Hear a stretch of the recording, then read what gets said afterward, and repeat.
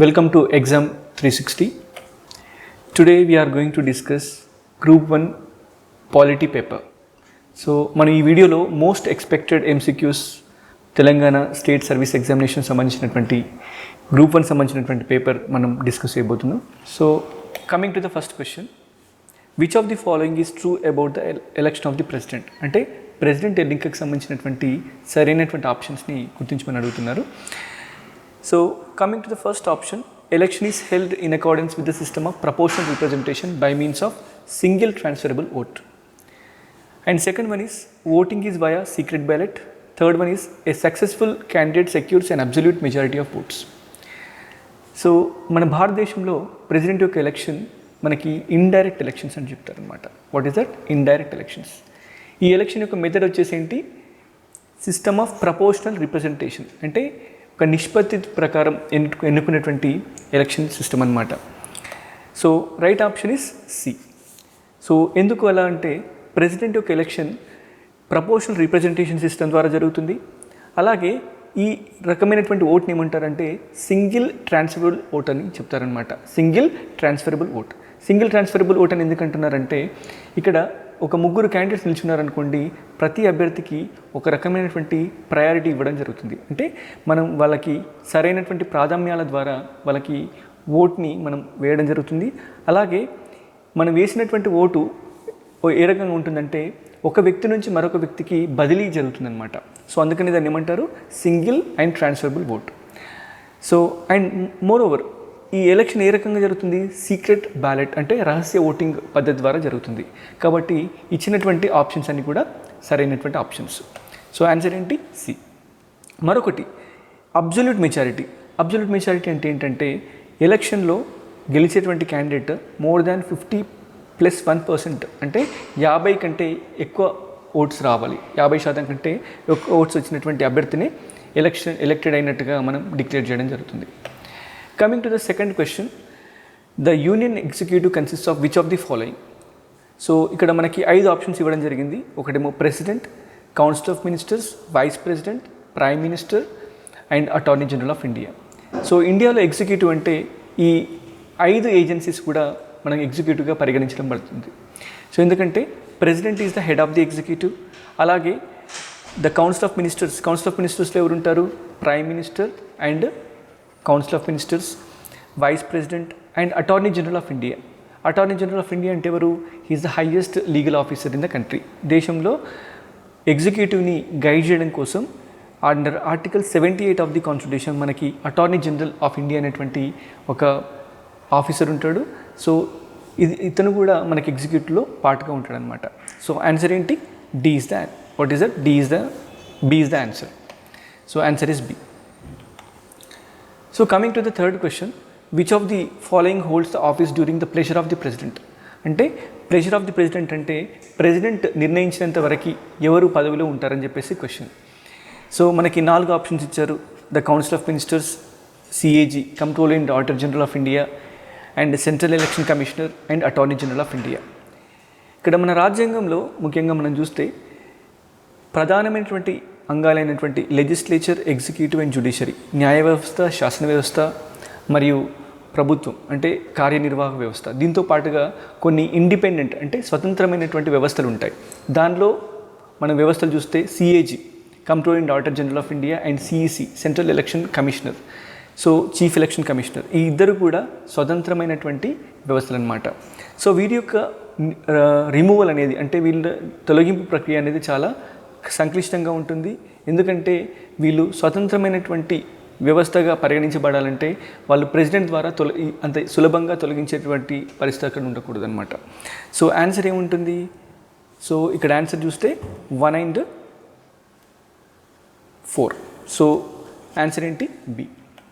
So ఇక్కడ explanation చూస్తే various appointments come under the executive powers of the president. So దానిలో council of ministers వస్తారు, CAG వస్తారు, అలాగే CEC and attorney general of India. కానీ వీళ్ళ నియామకం అనేది ప్రెసిడెంట్ ద్వారా జరిగినప్పటికీ కూడా వాళ్ళ యొక్క రిమూవల్ మాత్రం ఖచ్చితంగా పార్లమెంట్ ద్వారా పాస్ అయినటువంటి రిజల్యూషన్ ఆధారంగా ప్రెసిడెంట్ తొలగించేటువంటి ప్రక్రియ అనేది ఉంటుంది. సో ఆన్సర్ ఏంటి? B is the answer. Coming to the 4th question, consider the following statements about the Rajya Sabha. So ఇక్కడ మనకి రెండు ఆప్షన్స్ ఇచ్చాడు. The seats are allocated to the states in Rajya Sabha on the basis of the population. రెండవ option చూస్తే the constitution has fix the term of office of members of Rajya Sabha at 6 years. Okay, so ఇక్కడ రెండు options చూస్తే మన భారతదేశం యాక్చువల్గా చెప్పాలంటే quasi federal country. Okay, it follows quasi federalism అంటే అర్ధ సమాఖ్య వ్యవస్థ. సో ఇక్కడ మనకి సమాఖ్య లక్షణాలు కనిపిస్తాయి, అలాగే యూనిటరీ ఫీచర్స్ కూడా మనకు కనిపిస్తాయి. సో ఇక్కడ ఫెడరల్ ఫీచర్ మనం చూస్తే the presence of the bicameral legislature అంటే సభా వ్యవస్థ ఉండడం అనేది మనకి బైకామరల్ లెజిస్లేచర్. కానీ మన భారతదేశంలో మరొక ఇంపార్టెంట్ ఒక ప్రత్యేకత ఉంది. ఏంటంటే అమెరికన్ ఫెడరలిజంలో లాగా ప్రతి రాష్ట్రానికి సమానమైనటువంటి ప్రాతినిధ్యం రాజ్యసభలో లభించదు. ఏ రాష్ట్రంలోనైతే జనాభా ఎక్కువగా ఉంటుందో ఆ రాష్ట్రానికి రాజ్యసభలో ప్రాతినిధ్యం ఎక్కువగా ఉంటుంది. సో ఇక్కడ ఆన్సర్ ఏంటి? ఇక్కడ మన statement number 1 is correct statement. The seats are allocated to the states in the Rajya Sabha on the basis of the population. Second one, the constitution has fixed the term of office of members of Rajya Sabha at 6 years. నిజానికి రాజ్యాంగంలో రాజ్యసభ సభ్యుల యొక్క పదవీ కాలాన్ని నిర్ణయించి ఉండలేదు. So దాన్ని RPA representation of peoples act 1951 ద్వారా రాజ్యసభలో ఉన్నటువంటి సభ్యుల యొక్క పదవీ కాలాన్ని నిర్ణయించడం జరిగింది. ఎన్ని సంవత్సరాలుగా? 6 సంవత్సరాలుగా. సో ఆన్సర్ ఏంటి? The answer is a is the right answer. So option that is A is right option and statement number 2 is incorrect. So coming to the fifth question, which of the following is incorrect about the speaker of Lok Sabha. So ఇక్కడ మనకు నాలుగు statements ఇవ్వడం జరిగింది. He has to vacate his office if he ceases to be member of Lok Sabha. So యాక్చువల్గా speaker యొక్క స్థానం ఏంటి అనేటువంటి క్వశ్చన్ ఇక్కడ మనకు అడగడం జరిగింది. The oath of office, the oath of the speaker is administered by the president. He is head of the Lok Sabha. And fourth one is the date of election of speaker is fixed by the election commission of India. So the right answer is C. So how it is C? Because the reason is he has to vacate the office if he ceases to be the member of the Lok Sabha. So he is asking us incorrect statement. So ikkada man incorrect statement enti ani adugutunnadu. So kabatti correct statement enti? 1 is the correct statement. And incorrect statements are 2, 3 and 4. So endukante speaker yokka pramana స్వీకారాన్ని మనకి administrate చేసేది ఎవరు? Pro tem speaker, ఇక్కడ president కాదు. So కాబట్టి incorrect option. And next one is he is the head of the Lok Sabha. So he is the head of the Lok Sabha. So it is the right option. And the date of election of speaker is fixed by the election commission. In fact, election commission నిర్ణయించదు. ఎవరు నిర్ణయిస్తారు? President of India నిర్ణయిస్తాడు. Okay, President of India. So the right answer is C is the right answer. And next one is question number 6. Consider the following with respect to the election commission. The members of election commission have a term of 5 years as per the provisions of the constitution. So this is statement number 1.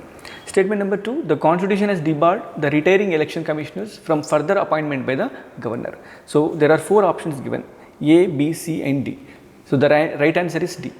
So why the right answer is D? Because election commission have the term of 5 years. Yes, they have the security of tenure.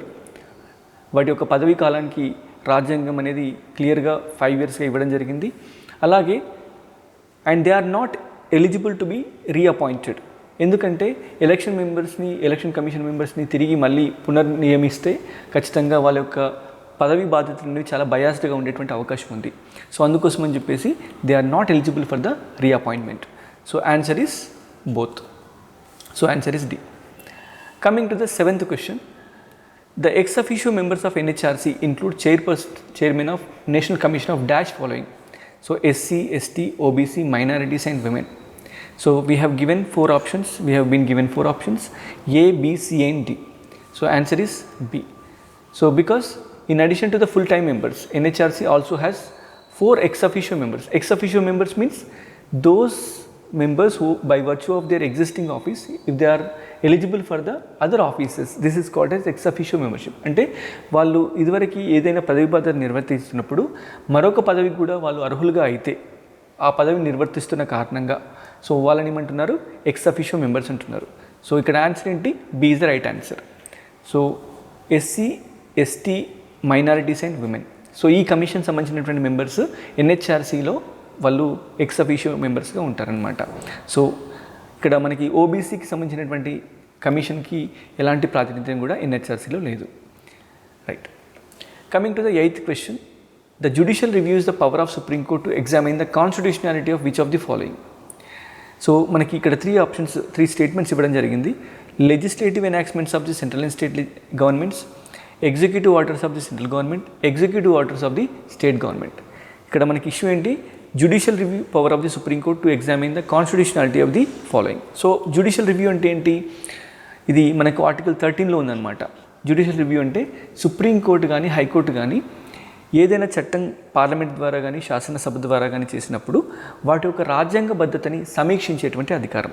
అంటే రాజ్యాంగాన్ని ఉల్లంఘించేటువంటి, అదే ముఖ్యంగా fundamental rights అంటే ప్రాథమిక హక్కుల్ని ఉల్లంఘించేటువంటి ఏ శాసనాన్ని అయినటువంటి రద్దు చేసేటువంటి అధికారం సుప్రీంకోర్టు కానీ హైకోర్టు కానీ ఉంటుంది. సో ఇక్కడ మనకి రైట్ ఆప్షన్ ఏంటి అని అడుగుతున్నాడు. ABCD అని 4 ఆప్షన్స్ ఇచ్చాడు. So answer is D.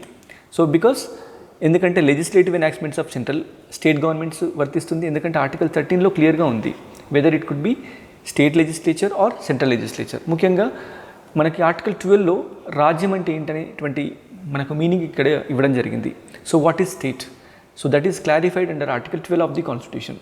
Article 12 ప్రకారం మనకి స్టేట్ లెజిస్లేచర్ కావచ్చు, స్టేట్ గవర్నమెంట్ కావచ్చు, అండ్ సెంట్రల్ లెజిస్లేచర్ కావచ్చు, సెంట్రల్ గవర్నమెంట్ కావచ్చు, అలాగే లోకల్ బాడీస్ అండ్ అథారిటీస్ అవన్నీ కూడా ఈ ఆర్టికల్ 12లో కవర్ అవుతాయి. సో కాబట్టి ఈ స్టేట్ ఏ చట్టమైనా చేసినప్పుడు ఆ చట్టం అనేది మనకు ఆర్టికల్ 13 పరిధిలోకి వచ్చినప్పుడు సుప్రీంకోర్టు కానీ హైకోర్టు కానీ వాటి యొక్క రాజ్యాంగబద్ధతని క్వశ్చన్ చేసేటువంటి అధికారం మనకి ఆర్టికల్ 13 ఇస్తుంది. ఓకే, సో కాబట్టి ఆన్సర్ ఏంటి? D is the right answer. Consider the following statements about special leave petition by Supreme Court under Article 136 of the Constitution.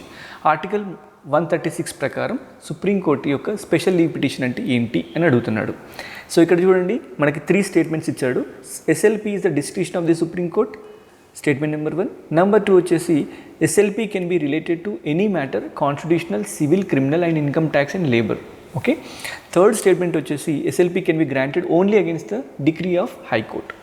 So ఇక్కడ మనం చూస్తే SLP అంటే ముఖ్యంగా మనకు ఆర్టికల్ 136 ప్రకారం స్పెషల్ లీవ్ పిటిషన్ అనేటువంటి ఒక పవర్ని సుప్రీంకోర్టుకి ఇవ్వడం జరిగింది. సాధారణంగా అయితే సుప్రీంకోర్టు వద్దకు వెళ్ళాలంటే మనకు హైకోర్టు అనేది మనకు certificate of appeal, what is that? Certificate of appeal ఇచ్చినప్పుడు మాత్రమే ఆ పర్టికులర్ కేసుని మన సుప్రీంకోర్టులో ఛాలెంజ్ చేసేటువంటి అవకాశం మనకి లభిస్తుంది. కానీ కొన్ని సందర్భాల్లో ఒక వ్యక్తికి సరైన న్యాయం జరిగినప్పుడు అది ఏ స్టేజ్లోనైనా ఉండనివ్వండి, ఆ స్టేజ్లో మనకి జడ్జిమెంట్ వచ్చి ఉండొచ్చు, లేకపోతే రాకపోయి ఉండొచ్చు. ఆ కేసుని ఆ సదర్ కోర్టు కన్సిడర్ చేస్తున్నటువంటి అవకాశం కూడా ఉండొచ్చు. కానీ మీకు ఎప్పుడైనా అన్యాయం జరుగుతున్నటువంటి భావన జరిగినప్పుడు సుప్రీంకోర్టుకి నేరుగా వెళ్ళేటువంటి అవకాశాన్ని ఈ ఆర్టికల్ 136 ఇచ్చేటువంటి అవకాశం ఉంది. కానీ ఈ ఆర్టికల్ 136 అనేది మీకు హక్కులాగా లభించదు. ఖచ్చితంగా సుప్రీంకోర్టు యొక్క అనుమతి ద్వారానే ఆ యొక్క పిటిషన్ని మనం సుప్రీంకోర్టు ముందుకు తీసుకెళ్ళేటువంటి అవకాశం ఉంది. అంటే Supreme Court is a discretion whether to accept such petition or not. Okay, so కాబట్టి అది డిస్క్రిషన్ ఆఫ్ ది సుప్రీంకోర్టు యొక్క విచక్షణాధికారం, మీ పిటిషన్ని స్వీకరించాలా లేదా అని చెప్పేసి. రెండవది, it can be related to any matter, అది రాజ్యాంగపరమైనటువంటి మ్యాటర్ అవ్వచ్చు, సివిల్ కానీ, క్రిమినల్ కానీ, ఇన్కమ్ ట్యాక్స్ కానీ, లేబర్ కానీ, ఏ విషయమైనా సరే. కాబట్టి ఏ స్టేట్మెంట్ కరెక్ట్? ఖచ్చితంగా 1 and 2 ఆర్ కరెక్ట్. ఎందుకంటే థర్డ్ స్టేట్మెంట్ ఎందుకు రాంగ్? బికాస్ హైకోర్టు మాత్రమే కాదు, దేశంలో ఏ కోర్టు, ఏ ట్రిబ్యునల్, ఏ సబార్డినేట్ జ్యుడిషియరీ నుంచి అయినా కానీ పిటిషన్ని స్వీకరించేటువంటి అధికారం సుప్రీంకోర్టుకి ఈ ఆర్టికల్ 136 అనేది కల్పిస్తుంది. కాబట్టి statement number 1 and 2 are correct. So answer is D. Okay, so this is what the explanation. సో ఇది discretionary power, it can be granted against any court. Okay, whether it could be final or interlocutory, and it may be related to any matter. Not only that, it can be granted against any court, tribunal, and not necessarily a high court. Okay, so this is what the explanation.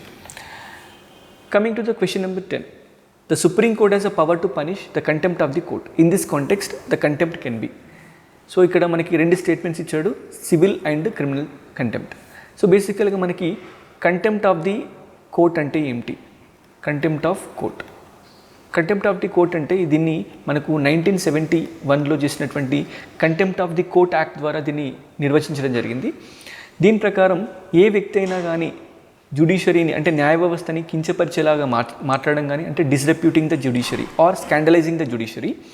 రెండవ విషయం వచ్చేస్తే wilful disobedience అంటే కావాలని చెప్పేసి ఆ యొక్క supreme court జడ్జిమెంట్ని follow అవ్వకపోవడం కానీ ఏ కోర్టు జడ్జిమెంట్ అయినా కానీ సుప్రీంకోర్టు మాత్రమే కాకుండా ఏ న్యాయస్థానం యొక్క వర్డిక్ట్ని కంప్లై అవ్వకపోయినా కానీ దాన్ని కంటెంప్ట్గా పరిగణించాల్సి ఉంటుంది. అండ్ ఇంకొకటి ఆ కంటెంప్ట్ అనేది రెండు రకాలుగా ఉంటుంది. సివిల్ కంటెంప్ట్ ఉంటుంది, క్రిమినల్ కంటెంప్ట్. ఏదైనా జడ్జిమెంట్ని విల్ఫుల్గా డిజోబే చేస్తే అంటే కావాలని చెప్పేసి ఆ జడ్జిమెంట్ని ఫాలో అవ్వకపోతే దాన్ని సివిల్ కంటెంప్ట్ అంటారు. ఓకే, సుప్రీంకోర్టు పైన ఒక రకమైనటువంటి నెగటివ్ కమెంట్స్ అంటే డిస్రెప్యూటింగ్ కమెంట్స్ కానీ ఒక జడ్జి పైన డిస్రెప్యూటింగ్ కమెంట్స్ కానీ చేసినప్పుడు కానీ దాన్ని క్రిమినల్ కంటెంప్ట్ అంటారు. సో కాబట్టి ఇక్కడ కంటెంప్ట్ ఎన్ని రకాలు, సివిల్ అండ్ క్రిమినల్. కాబట్టి ఆన్సర్ ఏంటి, both. C is the right answer.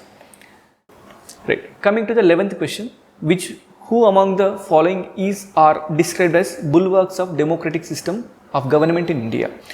ప్రజాస్వామ్య వ్యవస్థకి కాపలాదారుగా ఉండేటువంటి వ్యవస్థలు ఏంటని ఈ క్వశ్చన్లో అడుగుతున్నాడు. ఇక్కడ మనకి 6 ఆప్షన్స్ ఇచ్చాడు. CAG, election commission, parliament, UPSC, Supreme Court and CVC. Okay, so మనకి 4 స్టేట్మెంట్స్ ఇవ్వడం జరిగింది. A 1 2 3 and 5, B 1 2 3 4 and 5, C 1 2 3 1 2 4 and 5, D 1 2 4 5 and 6. So answer is C.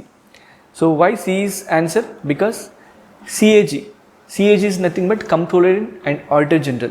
So ఇతను ఎలా అంటే ఇతన్ని ఏమనొచ్చు అంటే he is the watch dog of the public purse.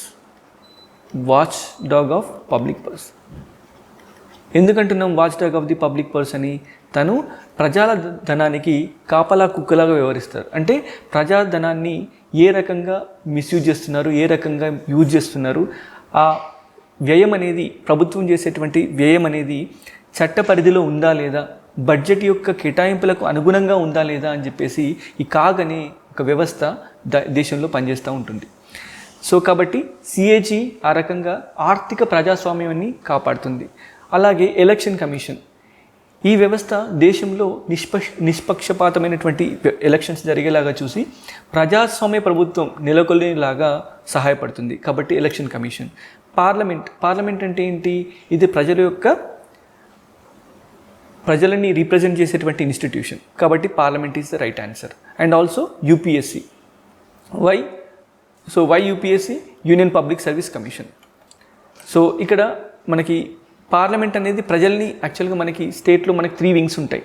Okay, state has 3 wings: legislature, executive and judiciary. So ఈ ప్రధానమైనటువంటి ఆర్గాన్స్ సరిగా పనిచేయాలంటే మనకు కావాల్సింది ఒక స్వతంత్రమైనటువంటి వ్యవస్థలు. అవి మనం చూస్తే CAG, election commission of India and UPSC. Okay, CAG ఏంటి? ప్రజాధనానికి కాపలాదారుగా వ్యవహరించేటువంటి వ్యవస్థ. అలాగే ఎలక్షన్ కమిషన్ ఆఫ్ ఇండియా దేశంలో ప్రజాస్వామ్య వ్యవస్థల్ని కాపాడేటువంటి వ్యవస్థ. ఓకే, ఎలక్షన్స్ని ఇంపార్షియల్గా జరిగేలాగా చూసేటువంటి వ్యవస్థ. అలాగే యూపీఎస్సీ దేశంలో మెరిట్ని అంటే ఒక మెరిటోక్రసీ అంటే బ్యూరోక్రసీ అంటే సివిల్ సర్వీసెస్ని రిక్రూట్ చేయడానికి ఒక మెరిట్ ప్రాతిపదికన నిష్పక్షపాతంగా చేసేటువంటి వ్యవస్థ ఏంటి? యూపీఎస్సీ. ఈ రకంగా ఈ 3 వ్యవస్థలను మాత్రమే మనం ఏమంటున్నాం? Bulwarks of the democratic system of government అని అంటున్నాం. కాబట్టి ఆన్సర్ ఏంటి? 1 2 4 and 5. Okay, 1 2 4 and 5. Okay, right. So అంటే ప్రజాస్వామ్యాన్ని కాపాడే వ్యవస్థ. ఇక కాపాడే వ్యవస్థలు ఏంటంటే CAG, election commission, UPSC and supreme court. So supreme court కూడా ఎలా కాపాడుతుంది? ఏ వ్యవస్థనైనా తన పరిధిలోలాగా వ్యవహరించేలాగా. అంటే సుప్రీంకోర్టు ఏం చేస్తుంది? కేవలం రాజ్యాంగాన్ని మాత్రమే ఇంప్లిమెంట్ చేస్తుంది. తద్వారా ప్రజాస్వామ్య వ్యవస్థలు తమ పరిధిలో పనిచేసేలాంటి వ్యవస్థని ఈ వ్యవస్థ క్రియేట్ చేసేటువంటి అవకాశం ఉంది. కాబట్టి answer is C. Next 12th question, the constitution makes a provision for creation of joint public service commission. So ఇక్కడ మనకి క్వశ్చన్ ఏంటి? దేని గురించి? జాయింట్ పబ్లిక్ సర్వీస్ కమిషన్ గురించి. సో ఇక్కడ మనకి 3 స్టేట్మెంట్స్ ఇవ్వడం జరిగింది. JPSC is a constitution body. The chairman and members of JSPSC are appointed by the president. The number of members of JSPSC and the conditions of service are determined by the president. మనకి 3 statements ఇవ్వడం జరిగింది. These are the 3 options. A 2 and 3, 1 and 2, C 1 and 3, D 1, 2, 3. So what is the right answer? Right answer is A. So ఇక్కడ మనం అర్థం చేసుకోవాల్సింది ఏంటంటే జేఎస్పిఎస్సి గురించి రాజ్యాంగంలో పేర్కొనబడలేదు. సో ఇది JSPSC is not a constitutional body, it is not mentioned in the constitution. కేవలం 2 వ్యవస్థలు మాత్రమే, SPSC state public service commission and also UPSC, these 2 institutions are mentioned. So కాబట్టి జేఎస్పిఎస్సిని ఎవరు ఏర్పరచాలి? పార్లమెంట్ ద్వారా ఏర్పరచాలి. సో పార్లమెంట్ ద్వారా ఏర్పరచాలి. కానీ జేఎస్పిఎస్సిలో ఉన్నటువంటి మెంబర్స్ని ఓకే వాళ్ళ యొక్క కండిషన్స్ ఆఫ్ సర్వీస్ని నిర్ణయించేది ఎవరు? President of India. So the right answer is A is the right answer. Okay, 2 and 3 are the right answers. And next one is consider the following statements about the finance commission. అంటే finance commission యొక్క statements మనం చూస్తే first one is Article 280 provides for the Finance Commission as a quasi-judicial body. And statement number 2 is Finance Commission is required to make recommendations to the Parliament. See, you must understand the question very clearly. It is saying that Finance Commission ఎవరికి ఇస్తుందంటే recommendations పార్లమెంట్కి ఇస్తుందని చెప్తున్నాడు. కానీ నిజానికి ఎవరికి ఇస్తుంది ఈ రికమెండేషన్స్ని? ప్రెసిడెంట్కి submit చేస్తుంది. ఓకే, కాబట్టి what is the right statement? Statement A is the right statement. Okay, that is one only is the answer. ఇక్కడ మన ఫైనాన్స్ కమిషన్ చూస్తే what is the finance commission? Article 280 ప్రకారం ఏర్పరిచేటువంటి వ్యవస్థ. దీన్ని ఎవరు అపాయింట్ చేస్తారు? President of India. ఎన్ని సంవత్సరాలకు ఒకసారి? ప్రతి 5 సంవత్సరాలకు ఒకసారి. Okay, right. సో కాబట్టి ఫైనాన్స్ కమిషన్ ఏమంటారు? It is a body which represents the federalism in the country. So దీన్ని అపాయింట్ చేసేది ప్రెసిడెంట్. అలాగే రిపోర్ట్ సబ్మిట్ చేసేది కూడా ఎవరికి? ప్రెసిడెంట్ మాత్రమే. రెండవది, ఈ ఫైనాన్స్ కమిషన్ ఏమంటున్నాం? ఇంకా క్వాసీ జ్యుడిషియల్ బాడీ అంటున్నాం. క్వాసీ జ్యుడిషియల్ బాడీ అని ఎందుకంటున్నాం? ఇది ప్రెసిడెంట్ ద్వారా అపాయింట్ చేసినటువంటి వ్యవస్థ అయినప్పటికీ కూడా ఒక రాజ్యాంగబద్ధమైనటువంటి బాడీ అయినప్పటికీ కూడా ఇది నాన్ జ్యుడిషియల్ బాడీ అయినప్పటికీ కూడా జ్యుడిషియల్ ఫంక్షన్స్ని పర్ఫామ్ చేస్తుంది. ఎందుకంటే ఈ ఫైనాన్స్ కమిషన్కి సంబంధించినటువంటి ఏ సమాచారాన్నైనా, ఏ రాష్ట్రాన్నైనా, ఏ వ్యవస్థనైనా అడిగినప్పుడు ఖచ్చితంగా ఆ వ్యవస్థ ఈ ఫైనాన్స్ కమిషన్కి ఆ సమాచారాన్ని ఖచ్చితంగా ఇవ్వాల్సినటువంటి అవసరం ఉంటుంది. ఎందుకంటే it functions according to it gets the powers according to the CPC, civil procedure code ప్రకారం ఈ ఫైనాన్స్ కమిషన్కి పవర్స్ అనేటివి ఇవ్వడం జరిగింది. తద్వారా ఇది క్వాసీ జ్యుడిషియల్ బాడీగా వ్యవహరిస్తుంది. కాబట్టి statement number 1 is correct and option is a is correct. Next one is the speaker pro tem is provided by the constitution. Which of the following statements is true? ఇక్కడ pro tem speaker యొక్క office గురించి ఇక్కడ మన question ఉంది. So statement number 1 is the speaker of last Lok Sabha access speaker pro tem till a new speaker is elected by the house. ఇక్కడ ఏమంటున్నాడు? Speaker of last Lok Sabha గురించి అంటున్నాడు. Okay, statement number 2 the speaker pro tem has all the powers of the speaker.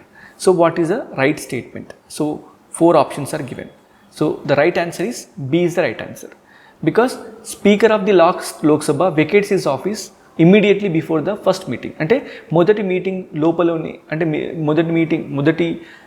Meeting లోపలని మనకి last Lok Sabha యొక్క speaker మనకి vacate చేయడం జరుగుతుంది.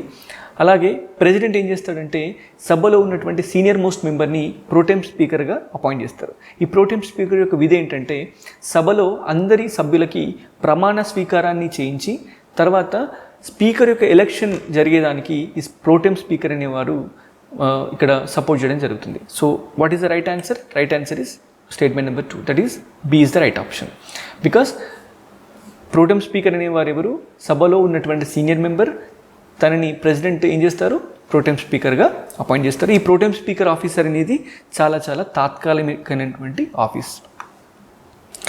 Next one, 15th question. Which of the following statements are true?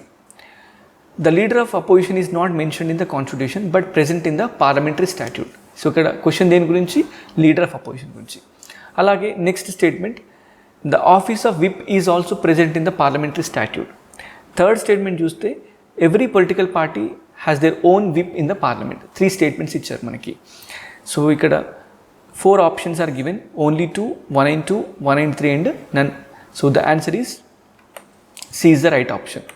So why C is the right option? Reason is speaker యొక్క మనకి leader of opposition యొక్క ఆఫీస్ని first time మనకు 1977లో గుర్తించడం జరిగింది. ఓకే, లీడర్ ఆఫ్ అపోజిషన్ యొక్క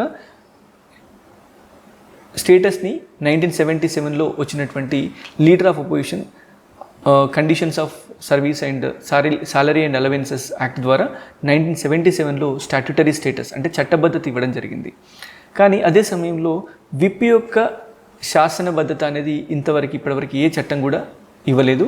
కాబట్టి ఆఫీస్ ఆఫ్ విప్ అనేది కాన్స్టిట్యూషన్లో మెన్షన్ చేయబడలేదు, రాజ్యాంగంలో, అలాగే రూల్స్ ఆఫ్ ది హౌస్లో కూడా మెన్షన్ చేయబడలేదు. సో కాబట్టి answer, what is the right answer? 1 is the right answer, 1 is the right statement and third one is also right statement. Third statement is also right statement. ఎందుకంటే ప్రతి political పార్టీకి వాళ్ళకంటూ ఒక whip అనేవారు, ఒక officer ఉంటారు. ఈ విప్ యొక్క ముఖ్యమైన పని ఏంటి? విప్ యొక్క ముఖ్యమైన పని సభలో మెంబర్స్ వాళ్ళ యొక్క బాధ్యతల్ని సరిగా నిర్వర్తిస్తున్నారా లేదా, వాళ్ళ యొక్క పంక్చువాలిటీ ఏంటి, వాళ్ళు సరైన సమయంలో సభకు వస్తున్నారా లేదా, అలాంటి బాధ్యతల్ని విప్ అనేవారు నిర్వర్తించడం జరుగుతుంది. మరి లీడర్ ఆఫ్ అపోజిషన్ యొక్క పని ఏంటి? రూలింగ్ పార్టీ యొక్క పనుల్ని సహేతుకంగా విమర్శిస్తూ ఒక నిర్మాణాత్మకమైనటువంటి విమర్శలు చేసేటువంటి వ్యక్తి ఎవరు? Leader of opposition. Okay, so ఇక్కడ ఆన్సర్ ఈజ్ సి.